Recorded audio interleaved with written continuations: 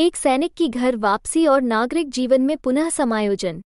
विजय, एक साहसी सैनिक जो कई वर्षों से सीमा पर तैनात था, आखिरकार अपने घर लौट आया।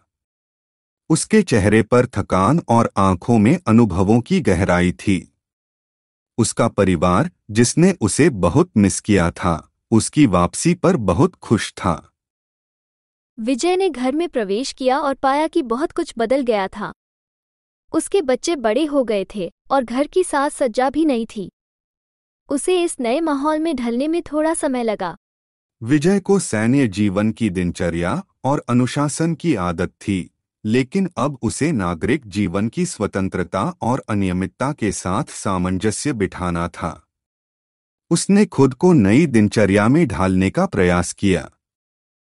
उसका परिवार उसकी मदद करने के लिए हमेशा तैयार था। उन्होंने उसे आराम करने और खुद को नई जिंदगी में ढालने का समय दिया। धीरे धीरे विजय ने नागरिक जीवन के प्रति अपनी समझ बढ़ाई और उसमें रुचि दिखाने लगा। विजय ने स्थानीय समुदाय में भाग लेना शुरू किया और अपने अनुभवों को दूसरों के साथ साझा करने लगा। उसने महसूस किया कि उसकी सैन्य सेवाओं ने उसे अनूठी दृष्टि और समझ प्रदान की थी, जिसे वह अब समुदाय के हित में उपयोग कर सकता था। अंततः विजय ने अपने नागरिक जीवन में एक नई भूमिका खोज ली।